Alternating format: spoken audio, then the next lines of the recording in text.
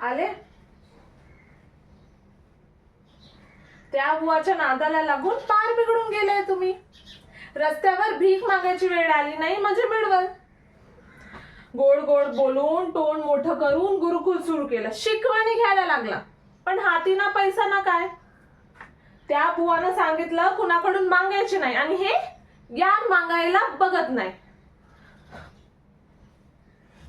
काय करायचं काय नाही कळत नाही मला आता. अजून किती दिवस अशी समाली करत बसणार आहात? बोला.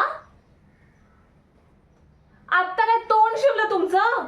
इथं मी इकडचे तिकडचे पैसे गोळा करून घर चालवायचं आणि तुम्ही हमाला करत गावभर फिरणार. ते काही नाही, आत्ताच्या आत्ता त्या बुवाकडे जा आणि म्हणा की मला माझे पैसे द्या, नाहीतर आपण गुरुकुल बंद करून टाकू. खडसावून सांगा, मग बघा कसे पैसे सुटतात. भोळा चेहरा नुसतं ना फायदा घेत सारं ग.